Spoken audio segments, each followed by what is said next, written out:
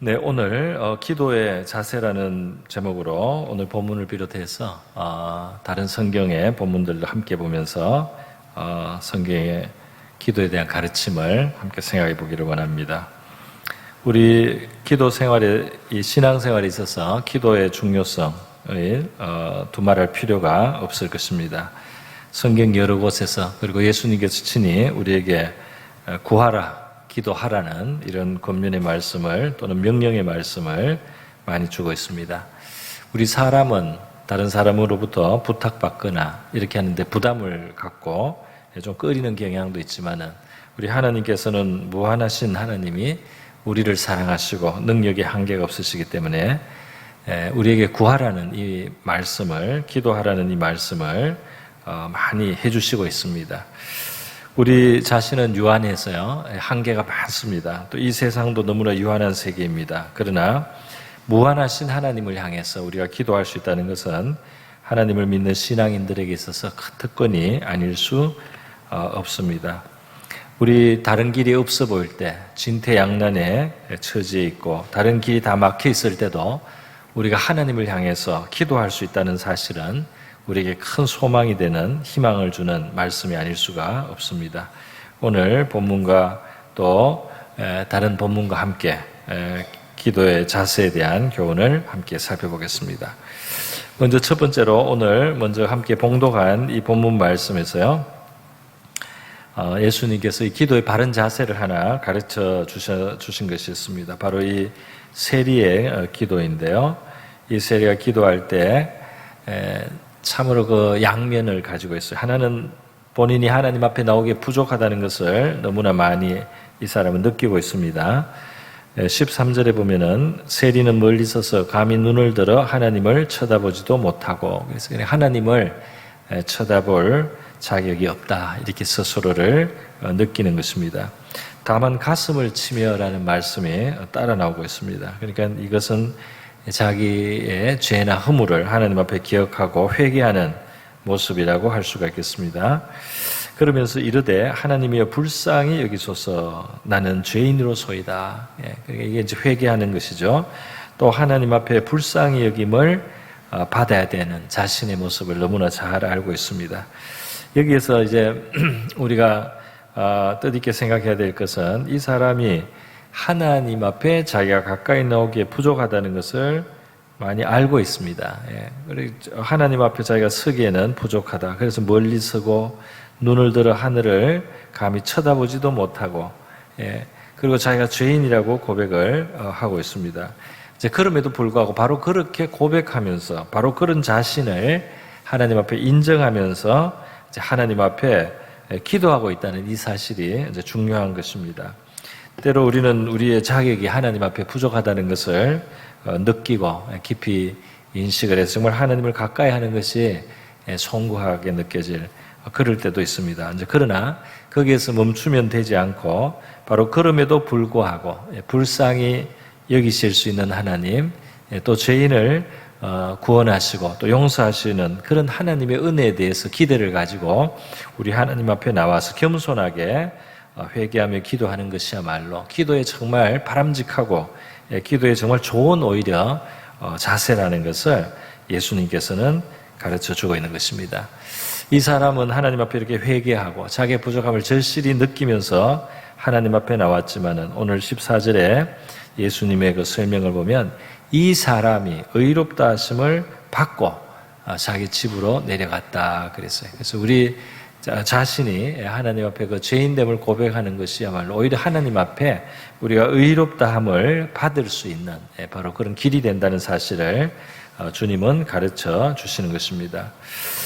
예수님은 의롭다 하심을 받지 못하는 사람을 이제 대조해서 한 사람 더 말씀을 해주셨어요. 그래서 이 세리의 이와 같은 자세하고 정반대되는 또 다른 사람 바리새인을 비유로 소개해 주면서 이 비교를 했습니다. 대조를 해서요, 잘못된 기도를 또 우리에게 가르쳐 주신 것입니다.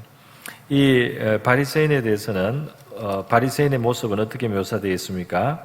이 사람은 사실 이 기도를 하면서요, 자신을 자랑하고 있고 또 기도를 하면서도 다른 사람을 비난하고 있는 바로 교만한 모습이라고 할 수가 있겠습니다. 우리 교회에서 그런 경우는 제가 거의 보지 못했지만은 대표 기도 같은 거 할 때 어떤 사람들이 은근히 자기가 한 걸 자랑을 하고 또 다른 사람을 은근히 비난하는 그런 것을 섞어서 기도하는 경우들이 다른 경우에 있다는 거죠. 그런 경우에 그 기도가 하나님 앞에 드려질 수 있는 기도인가? 정말 이 바리새인의 기도는 하나님 앞에 이 사람은 의롭다함을 하나님께 받지 못했다 말이에요. 이 기도는 하나님 앞에서 연락이 되지 못해. 자기는 실컷 자기의 의에 만족을 하고 자랑도 하고 또 그러면서 다른 사람은 정죄까지 했는데 이 사람은 하나님 앞에 의롭게 여김을 받지도 못하고 그 사람의 기도를 하나님 받으시지 못한 채로 이 사람 돌아갔고 의롭다함을 입지 못했다 하는 것이 예수님의 판단이었습니다. 여러분, 이게 보면은 이 사람이 9절에 보면 자신을 의롭다고 믿고 그랬어요. 이게 믿도라는 말은 페이소라는 헬라어는 이것은 자기를 설득했다 이런 뜻이 되겠습니다. 스스로를 그렇게 확신하고 설득을 가졌습니다. 나는 하나님 앞에 의롭다 말이죠. 그런데 이것은 이제 자기가 무엇을 한 것을 가지고 그렇게 말을 하고 있는 것입니다. 여기 자기가 한 목록이 쭉 나오지 않습니까? 나는 다른 사람과 같이 불의, 토색, 간음을 하지 않았습니다. 저 세리와 같지 않습니다. 죄인을 이제 저렇게 가르치면서요. 그리고 나는 일주일에 2번씩 금식을 하고 또 소득의 11조도 드립니다. 나는 이 신앙인의 의무를 이렇게 다 하는, 그래서 나는 의로운 사람입니다. 이렇게 이 사람이 말하고 있어요. 하나님 앞에 의롭다함을 받는 건 몇 가지 하나님의 백성들의 어떤 해야 될 일을 하는 이것이 우리를 하나님 앞에 의롭다고 절대로 만드는 것이 아닙니다. 이것을 가지고 우리의 무슨 죄가 커버되는 것도 아니고 우리의 어떤 부패함이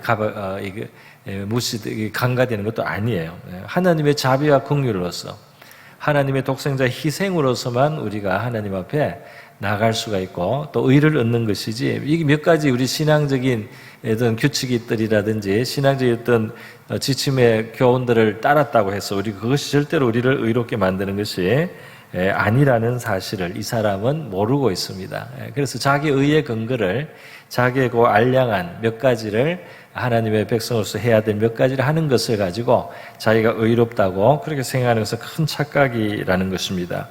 이 사람이 자기를 의롭다고 믿고 여기에 보면 이 사람이 하나님의 자비와 긍휼을 필요로 하는 것에 대해서 인식이 없어요.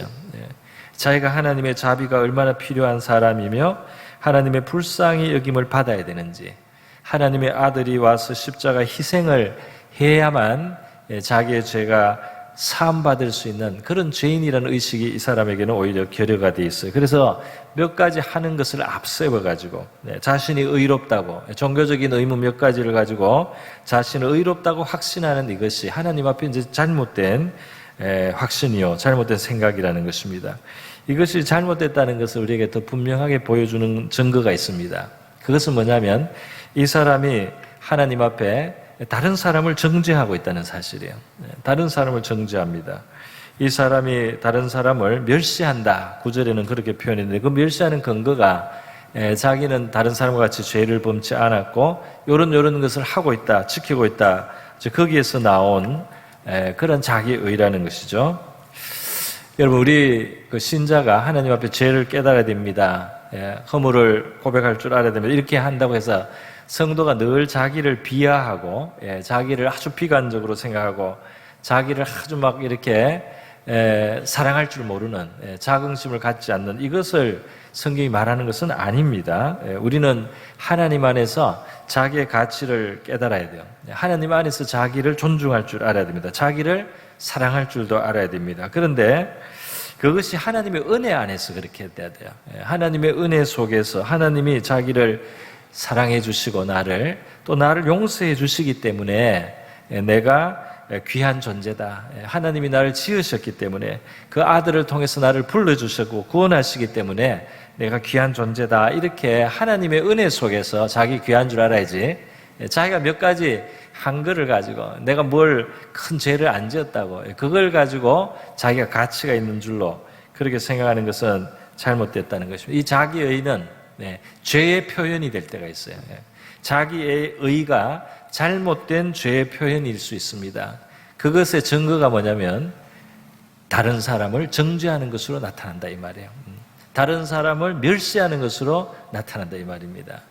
그러니까 우리가 하나님의 은혜 속에서 우리 자신을 인정하고 우리 자신의 어떤 긍지를 가지는 것은 다른 사람을 향해서도 사랑을 갖게 하고 다른 사람을 받게 하고 다른 사람을 귀하게 여길 줄을 알게 합니다. 그러나 내가 가진 알량한 어떤 걸 가지고 내 의를 삼았을 때 이게 죄인이 죄로서 갖는 자기의가 있어요. 착각하는 자기입니다. 요거는 반드시 다른 사람을 무시하는 것과 동반을 합니다. 다른 사람을 정죄하고 비판하는 정신과 함께 간다 이 말이에요. 그러니까 성도들이 마땅히 하나님의 사랑과 은혜 속에서 가져야 되는 자기 인정, 자기 긍정은 우리가 마땅히 가져야 됩니다. 그런 것들이 우리에게 있기를 바랍니다. 자기를 막 불필요하게 비하해서는 안 돼요. 무조건 자기를 죄인이라고 막 눌러서는 안 됩니다. 죄인이지만 하나님의 자비와 사랑의 대상으로서의 자신을 우리가 용납하고 사랑해야 되는 것이죠. 또 인정해야 되는 것이죠. 아껴야 되는 거죠. 그러나 바로 이렇게 하나님의 은혜를 인정한 자기 긍정은 다른 사람을 향해서도 자비를 갖게 되고 인정하는 마음, 귀하게 여기는 마음, 용납하는 마음을 갖게 한다 이 말이에요. 그러니까 나의 이 자기 긍정이 다른 사람을 정죄하는 것과 같이 가느냐, 다른 사람을 사랑하고 인정하는 것과 함께 가느냐, 이것을 우리가 살펴볼 필요가 있습니다. 이 바리새인의 경우에는 다른 사람을 무시한다 말이에요. 나는 저 죄인과 같지 않습니다. 그러니까 저 사람은 죄인으로 콱 찍어놨어요. 하나님이 의롭다고 하는데도 자기가 볼 때는 죄인이에요. 그런데 사실은 하나님은 이 사람이 더 문제가 있다고 보시는 겁니다. 이 사람이 더 하나님 앞에 의롭지 못하다고 하나님 보신다 이 말이죠. 그래서 이 사람은 하나님의 사랑과 자비, 긍휼이 필요 없는, 용서가 필요 없는 자로서 지금 하나님 앞에 나와서 자기 자랑을 하고 다른 사람을 정죄하는 잘못된 자세를 가졌습니다. 우리 하나님 앞에 우리가 가져야 할 자세는 이 바리새인의 자세가 아니라 바로 이 세리와 같은 자신의 허물을 알면서도 또 크신 하나님의 긍휼과 자비를 믿고 기대하면서 하나님 앞에 나오는 바로 이러한 모습이 되어야 할 줄 믿습니다. 하나님이여 불쌍히 여기소서. 나는 죄인으로서이다. 내가 죄인이기 때문에 하나님을 외면하거나 멀리하는 것이 아니라 바로 그 죄인됨을 고백하면서 또 불쌍히 여기시는 하나님을 기대하면서 하나님 앞에 나오는 것이 기도의 중요한 자세라는 것, 이것을 먼저 우리가 기억해야 되겠습니다. 저를 따라서 한번 해보시기 바랍니다. 하나님이여 불쌍히 여기소서. 나는 죄인이로소이다. 한 번만 더 하겠습니다. 하나님이여 불쌍히 여기소서. 나는 죄인이로소이다. 이것이 얼마든지 이러한 고백을 하고 십자가 앞에 우리가 나올 수가 있다 이 말이에요. 두 번째로 우리 기도의 자세로 오늘 함께 우리가 또 생각하기 원하는 것은 바로 이 앞에서 예수님이 하신 말씀입니다. 누가복음 18장 1절에서 8절에 나오는 말씀인데요. 우리 같이 한번 교독을 하도록 하겠습니다. 예수께서 그들에게 항상 기도하고 낙심하지 말아야 할 것을 비유로 말씀하여 이르시되 어떤 도시에 하나님을 두려워하지 않고 사람을 무시하는 한 재판장이 있는데 그 도시에 한 과부가 있어 자주 그에게 가서 내 원수에 대한 나의 원한을 풀어주소서 하되 그가 얼마 동안 듣지 아니하다가 후에 속으로 생각하되 내가 하나님을 두려워하지 않고 사람을 무시하나 이 과부가 나를 번거롭게 하니 내가 그 원한을 풀어주리라. 그렇지 않으면 늘 와서 나를 괴롭게 하리라 하였느니라. 주께서 또 이르시되 불의한 재판장이 말한 것을 들으라. 하물며 하나님께서 그 밤낮 부르짖는 택하신 자들의 원한을 풀어주지 아니하시겠느냐. 그들에게 오래 참으시겠느냐. 내가 너희에게 이르노니 속히 그 원한을 풀어주시리라. 그러나 인자가 올 때에 세상에서 믿음을 보겠느냐 하시니라. 아멘. 여기에서 예수님은 이 한 과부의 그 간청하는 자세를 비유로 해서 우리에게 항상 기도하고 낙심하지 말아야 된다. 기도의 자세 아주 중요한 것을 가르쳐 주셨습니다. 항상 기도를 하고 낙심하지 말라. 이 낙심하지 말라는 것은 당장 이루어지지 않는 그것을 전제하고 있습니다. 그러니까 하나님께 우리가 구할 때 그 응답을 또 주시는 방법은 하나님이 알아서 하나님의 때에 하나님의 방식으로 주실 것이기 때문에 우리의 생각과 우리의 기도하고 안 맞을 수도 있습니다. 그래서 우리는 당장 모든 게 되면 좋겠죠. 그러나 그렇게 되지 않을 때도 낙심하지 말고 항상 듣고 계신 하나님을 기억하면서 항상 기도하라. 그리고 끈질기게 기도하라. 하나님의 응답이 나타날 때까지 포기하지 말고 기도하라는 예수님의 격려와 권면의 말씀이라고 할 수 있겠습니다. 인내를 가지고 끈기를 가지고 기도하라. 이것이 믿음이다. 이런 믿음을 가지고 좀 하나님 앞에 기도해라 하는 겁니다. 사람들은 기도하다가 금방 안 이루지만 금방 안 되잖아. 이런 식으로 이런 태도를 가질 때가 많아요. 정말 우리가 두 마음을 가지고 있는 것이죠. 하나님이 들으실 것이다. 실제로 안 이루어져도 하나님이 어떤 다른 방법으로 응답하실 것이다. 내 기대하고 다르지만 어떤 하나님의 이 들으심은 어떤 식으로든지 나에게 응답을 주실 것이라는 믿음을 우리가 가지고 계속 기도할 수 있어야 할 줄 믿습니다. 보면은 예수님이 이 과부가 아주 원한이 있어요. 원수가 아주 부당하게 이 사람에게 어떤 고통이나 괴로움과 손해를 끼친 것 같아요. 그런데 이 과부의 힘이 없습니다. 그래서 그 도시의 재판장밖에 이 사람이 호소할 데가 없어요. 그래서 재판장에게 이것을 바르게 풀어주고 내 원한을 풀어주고 정의가 세워져서 내가 억울하지 않게 해달라고 이제 과부는 청을 하는데 문제는 이 재판관이 굉장히 불의한 사람이요. 그리고 남을 무시하는 사람이에요. 자기에게 이익이 돼야지 움직이지 그냥 이 사람이 어렵다고 정의를 위해서 일해주는 사람은 아니었나 봅니다. 그럼에도 불구하고 이 과부가 계속 가서 이것을 호소하고 또 호소하니까요. 이 재판관이 귀찮아고 너무 번거로워서 이제 귀찮아서라도 이 과부의 원한을 풀어줘야 되겠다. 그래야지 내가 이렇게 더 이상 시달리지 않겠다.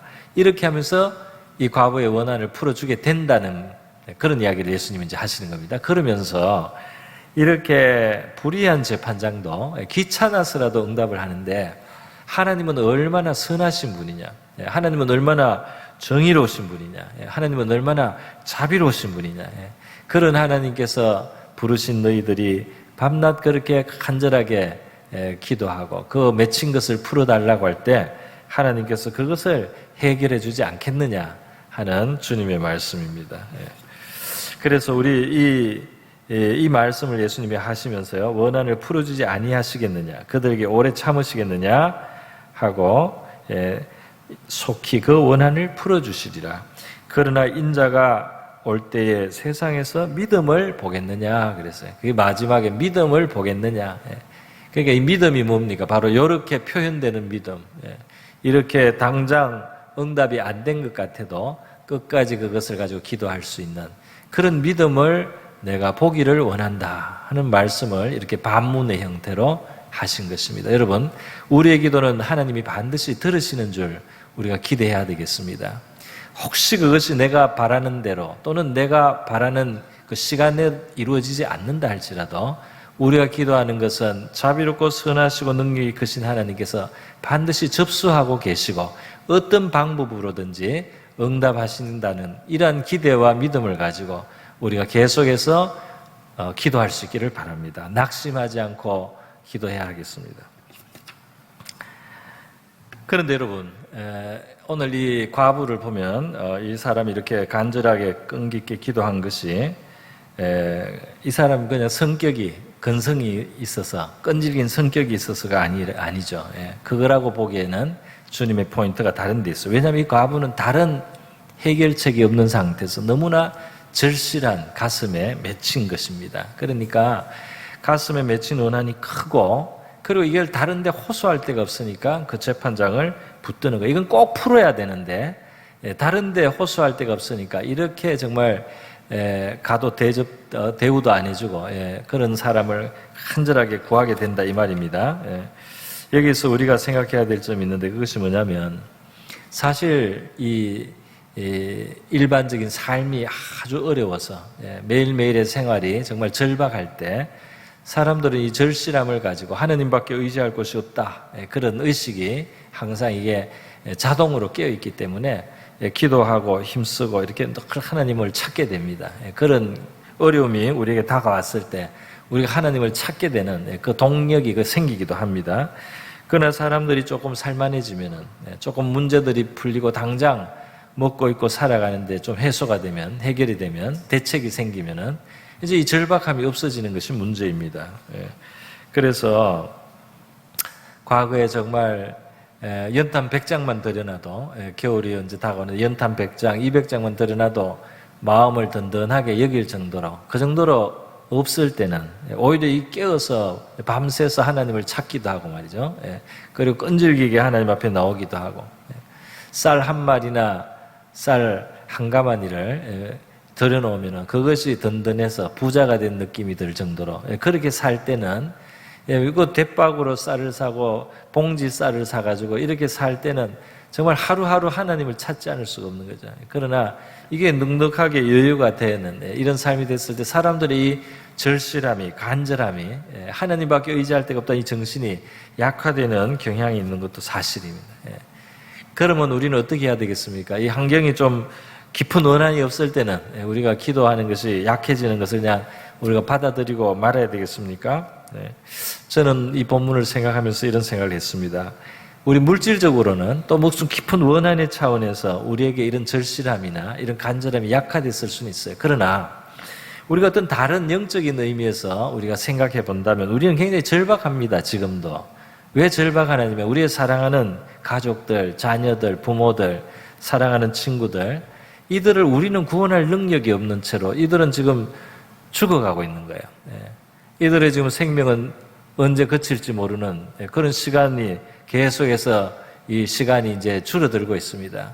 그리고 우리가 살아서 그들을 위해서 할 수 있는 것은 사실 별로 없어요. 물론 우리가 전도하려고 노력하고 권할 수도 있지만 우리가 그들의 마음을 구원할 수가 없고 그들의 마음을 움직일 수가 없는 그 한계를 가지고 있어요. 그래서 정말 하나님만 그들의 심령을 만질 수가 있고 두드릴 수가 있고 그들을 이끌 수가 있고 그들을 깨트리실 수가 있는데 하나님만 할 수 있는 그 구원의 역사를 위해서는 우리가 정말 영적인 절실함과 간절함을 가지고 영혼의 구원을 위해서 말이죠.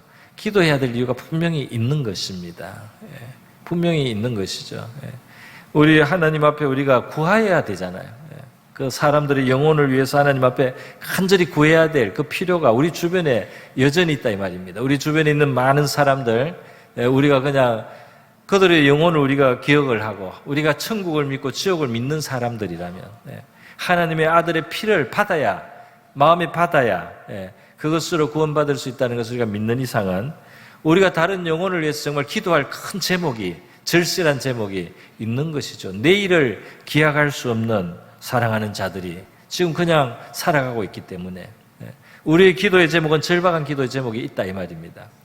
당장 먹을 것, 입을 것의 문제는 아니라 할지라도 더 어떻게 보면 더 절실한 문제가 있고 우리가 할 수 없는, 우리가 도와줄 수 없는 그런 아주 절박한 구원의 영혼의 문제가 있단 말이에요. 그렇기 때문에 그런 의미에서 우리가 깊은 문제의식을 가지고 이것은 우리가 해결할 수 없는 정말 심각한 상황이다 이렇게 생각을 하고 우리 영혼의 구원을 위해서 우리의 기도 제목을 깨어나서 우리가 그것을 기도로 해야 하는 것이라고 믿습니다. 뿐만 아닙니다. 우리가 당장 살아가는 문제가 해결이 되어서요, 생존의 문제가 해결이 되었다고 모든 것이 해결된 것이 아니고 하나님이 우리를 부르신 자리를 생각하면 우리가 또 다시 한번 마음에 이 절실함을 가져야 될 이유가 있죠. 그건 뭐냐면 하나님이 우리를 부르신 자리는 하나님의 나라와 의를 위해서 살아가는 삶이고 하나님께 영광을 돌리는 삶이고 이 땅에 하나님의 나라가 이루어지도록 하고 하나님의 뜻이 실현되도록 하는 그런 부름을 받은 것이 바로 성도의 자리이기 때문에 이것이 우리의 힘과 능력으로 이룰 수 있는 일이 절대로 아니다 이 말이죠. 우리가 부르심을 받은 것은 지극히 높고 귀한 사명인데 우리의 육신대로 산다면 반드시 하나님께 영광을 가릴 사람들이에요. 그런데 하나님께 영광을 돌릴 삶을 살기 위해서 우리 자신의 힘과 지혜와 능력을 넘어선 것이 꼭 필요하다 이 말입니다. 그렇기 때문에 우리는 하나님 앞에 간구하고 간청해야 될 기도의 필요를 가진 사람들인데, 우리가 그런 점을 마음을 경성해서 바라본다면 우리가 간절하게 기도해야 될 이유가 있는 줄 믿습니다. 무뎌진 우리의 심령을 하나님께서 깨우쳐 주셔서 우리 주변의 영혼 구원의 문제, 우리 자신이 하나님 앞에 가지고 있는 귀한 사명을 이루어야 할 이 과제 앞에서 우리의 한계를 깨닫고 우리의 힘으로는 해결할 수 없다는 사실을 알고 우리가 이것을 기도의 제목으로 삼고 끈기 있게 하나님 앞에 기도할 줄 아는 저와 여러분 될 수 있기를 바랍니다. 기도해야 되는 것이죠. 그렇게 우리 기도의 자세, 낙심하지 말고 항상 기도하라는 예수님의 가르침, 교훈을 우리가 받아야겠습니다. 마지막으로 기도의 제목을 좀 더 확장한 우리 기도의 상태를 하나 보도록 하겠습니다. 구약 성경의 느헤미야 1장 4절부터 말씀을 우리 함께 보겠습니다. 이 상황은 말이죠. 이제 기도의 제목이 더 넓어지는 거예요. 이게 나라를 위한 기도, 민족을 위한 기도로 이제 확장이 됩니다. 이것도 성경이 우리에게 가르치는 기도예요. 왜 그렇습니까? 우리 예수님이 주기도문을 가르쳐 주실 때 우리의 일용할 양식을 구하거나 우리의 죄사함 구하는 것을 구하는 그 앞에다가 더 중요하게 더 앞세워서 구하게 한 것이 있어요. 그게 뭡니까? 이 땅에서 하나님의 이름이 거룩히 여김을 받게 하고 하나님의 나라가 이 땅 위에 우리 사는 이 세계 위에 이루어지게 하고 하나님의 뜻이 이 땅에서 이루어지게 하라는 이 기도를 하라고 예수님이 우리에게 주기도문을 가르쳐 주셨습니다. 그게 우리의 기도해야 될 내용이고 우리의 또 부름을 받은 우리를 불러주신 자리에 사명의 자리인데요. 그것은 바로 이 나라를 위해서 우리가 기도하지 않을 수 없고 우리가 속한 이 사회를 위해서 기도하지 않을 수 없게 만드는 겁니다. 그것이 우리가 해야 될 일이라는 거죠. 느헤미야에게 있어서는 바로 이스라엘 백성들, 유다 백성들이 자기 동족이면서 또 하나님의 동료 백성이기도 하고요.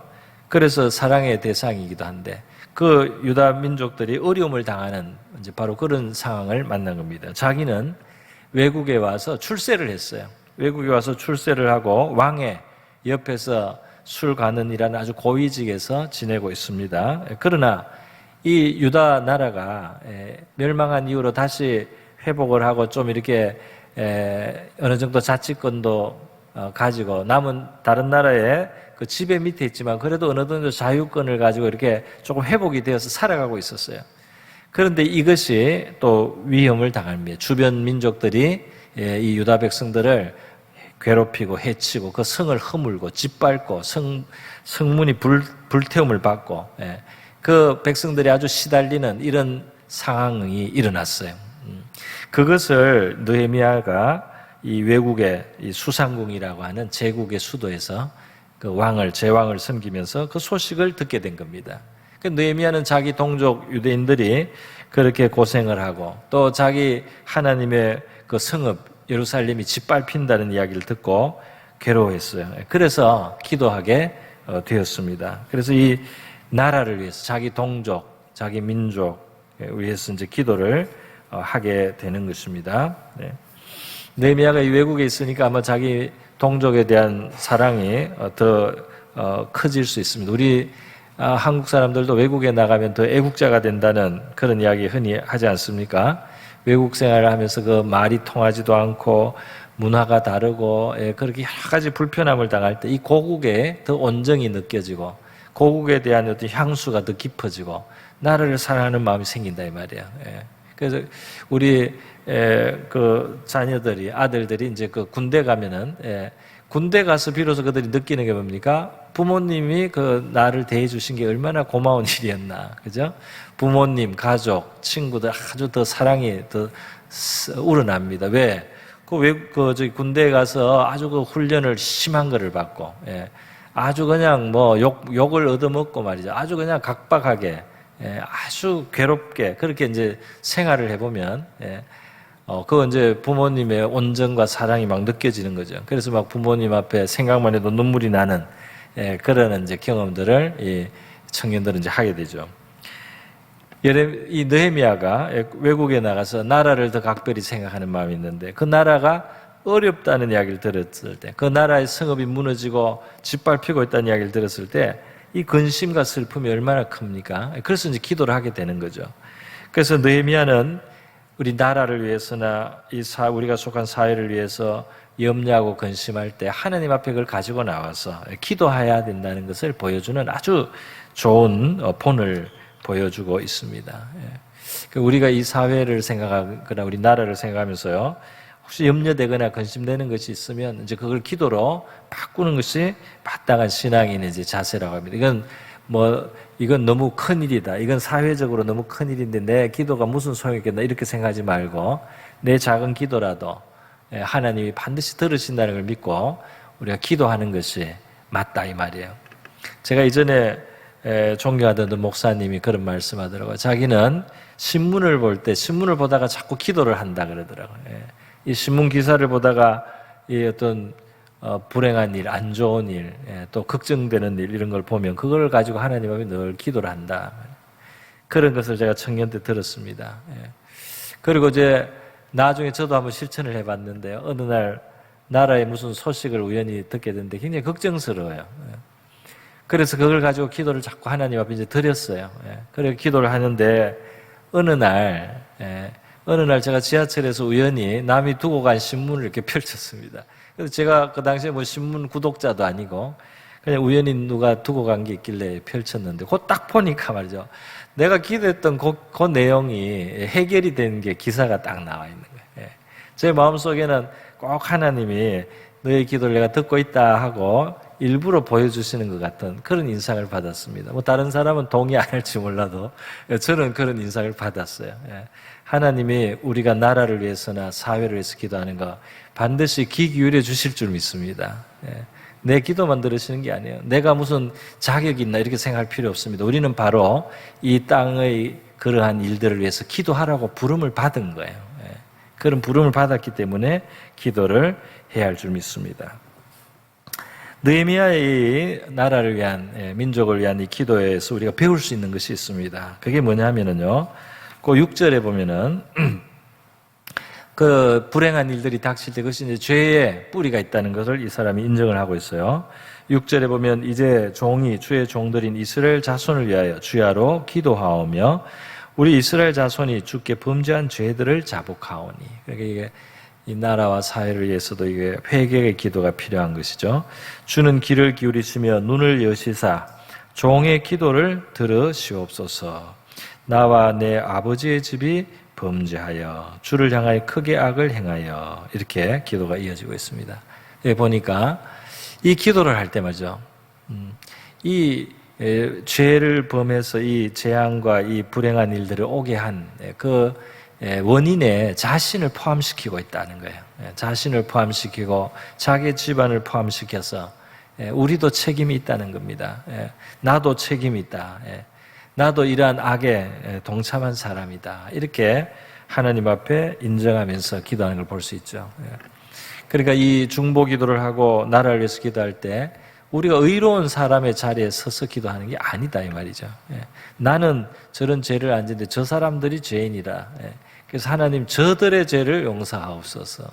저들을 용서하옵소서. 이렇게 저들에게 이렇게 손가락을 이렇게 가리키는 게 아니고 그 하나님 앞에 회개해야 될 그 자리에 자신을 같이 두면서 하나님 앞에 나의 죄를, 우리의 죄를 용서해달라. 이렇게 한다는 겁니다. 그 책임의식을 가지고 기도하는 모습을 볼 수 있습니다. 죄가 없으신 예수님은 우리를 구원하시기 위해서 자기가 죄가 없는데 꼭 죄인처럼 죄인의 자리에 서신 것이 바로 십자가입니다. 예수님은 죄가 전혀 없는데도 우리를 위해서 진짜 죄인의 취급을 당하고 꼭 죄인의 자리, 저주를 받는 자리에 가셔서 거기에 서셨기 때문에 우리가 구원을 받았습니다. 그런데 우리는 죄가 없지 않지 않습니까? 그죠? 그러니까 우리는 진짜 이 사회에 분명히 책임이 있는 거죠. 이 사회가 이렇게 되는 데는 우리의 죄도 같이 있는 거죠. 그래서 우리가 민족을 위해서나 사회를 위해서 기도할 때 우리 자신의 허물과 죄를 가지고 그 앞에 같이 동료로 회개할 자로 하나님 앞에 기도하는 이 자세를 느헤미야를 통해서 하나님 우리에게 가르쳐주고 있단 말이에요. 너희가 정죄하는 자리, 다른 사람을 비난하는 자리에 서서 중보하지 말라는 말이에요. 같은 죄인의 자리에 서서 그 용서받아야 될 사람의 자리에서 너희들도 나라를 위해서, 민족을 위해서 기도하라. 이 교훈을 주님께서 우리에게 주시고 있습니다. 상대적으로 느헤미야가 그 시대 다른 사람들보다 의로웠을 거라고 우리는 추측을 합니다. 그럼에도 불구하고 어떻게 완전한 의인이 있겠습니까? 죄인의 자리에 두고 기도하는 이 자세, 이것을 하나님은 기쁘게 여기십니다. 느헤미야가 기도할 때 하나님의 선한 약속도 기억하면서 기도를 하고 있어요. 하나님의 선한 약속이 뭡니까? 이스라엘 백성들이 범죄해서 하나님이 온 세계에 흩을 수 있다. 그거를 모세 때부터 하나님은 미리 말씀해 주셨습니다. 그게 이루어졌어요. 백성들의 죄가 많아지니까 결국 나라가 망하고 백성들이 온 세계에 흩어지고 포로가 됐습니다. 그런데 그때도 소망의 약속의 말씀을 이스라엘은 가지고 있습니다. 하나님은 정말 끝이 소망이에요. 죄는 징계도 당할 수 있고 심판도 당할 수 있고 하지만 하나님은 자기 백성의 최후의 결론에 이 희망과 소망을 주시는 분입니다. 그게 뭡니까? 땅 끝까지 흩어졌을지라도 마음을 돌이켜 하나님께로 돌아오면, 회개하면 하나님 그 땅 끝에서 모아서 다시 그 백성을 회복시키실 것이라는 너무너무 귀한 약속이 있다 이 말이에요. 이게 성도들에게도 있는 약속이에요. 그리고 우리가 이 땅을 바라볼 때도 선한 목표, 어떤 하나님의 표대가 있습니다. 그게 뭡니까? 하나님은 이 땅에서 하나님의 이름이 거룩히 여김을 받기를 원하시고 있어요. 하나님은 이 땅에 하나님의 나라가 이루어지기를 원하시고 있습니다. 하나님은 이 땅 위에 하나님의 뜻이 이루어지기를 바라고 있습니다. 그러니까 그게 하나님이 원하시는 최종 목적지입니다. 그렇기 때문에 우리가 이것을 붙들고 하나님 앞에 기도할 수가 있다 이 말이에요. 하나님은 이 땅에 하나님 나라 이루어지기를 원하지 않습니까? 하나님은 이 땅에서 우리 하나님의 나라가 이루어지고 하나님의 뜻이 이루어지고 하나님의 이름이 존귀하게 거룩하게 여김을 받는 것이 하나님의 목적이요 뜻이 아닙니까? 우리는 그것을 위해서 기도하겠습니다. 그렇게 이루어지게 해주십시오. 이렇게 우리가 기도할 수 있다 이 말입니다. 여러분, 이러한 기도를 느헤미야가 했을 때 어떤 결과가 일어났을까요? 이제 느헤미야 뒤로 넘어가면서 이제 그 응답의 역사가 기록이 되어 있습니다. 하나님이 이 기도를 들어주시는 것이죠. 그런데 들어주시되 특징이 하나 여기에는 더 있습니다. 그게 뭐냐면은 느헤미야는 기도만 하고 응답이 그냥 일어나는 이것이 아니고 이 느헤미야서에서의 이 나라와 민족을 위한 이 기도는 응답이 되는데 어떻게 되느냐면 느헤미야와 또 느헤미야가 아는 유다인들과 함께 하나님의 이 응답의 역사에 그들을 사용해 주신다는 겁니다. 하나님이 그 응답으로 그 사회와 나라를 회복시키고 그 성을 재건하는 일에 이 기도한 사람들이 일부의 역할을 하도록 만들어 주셔서 하나님의 응답의 손길 속에 그들이 도구가 되고 쓰임이 되도록 만들어 주신다 이 말이죠. 그러니까 하나님, 예를 들어서 우리가 저 사람들이 굶는 사람들이 있습니다. 너무 안 됐는데 정말 내가 내 거라도 나눠주면서 그렇게 저 사람들을 먹이겠습니다. 하나님 저들에게 그런데 이게 부족하니까 하나님 저들을 먹여주시기를 바랍니다 하고 기도하는 사람이 있으면요, 하나님이 이 사람에게 물질을 더 줘서라도 그 굶는 사람들을 먹일 수 있는 능력을 주시고 기회를 주셔서 그 응답을 하실 때 이 사람을 통해서 또 이 사람을 사용하셔서 하실 수 있다 이 말이에요. 여러분, 우리가 만약에 나라를 위해서 기도한다면 그 응답이 올 때 우리 자신들에게나 우리 자녀들에게 하나님은 기회를 주시고 능력을 주셔서 그 일을 이루어 가시는데 사용해 주실 가능성이 많습니다. 그렇게 되면 그것은 우리에게 복이 될 것입니다. 우리에게 영광이 될 것입니다. 우리에게 상이 될 것입니다. 할렐루야. 기도할 때 나는 뭐 별 사람도 아닌데, 나는 뭐 대단한 사람도 아닌데 나라를 위한 기도 멀리 있습니다, 이렇게 생각하지 마시고 우리가 반드시 이 나라를 위해서나 사회를 위해서 기도해야 될 부름의 자리에 있다는 사실을 아시고 나를 넘어서서 나라와 민족을 위해서 기도하는 저와 여러분 될 수 있기를 바랍니다.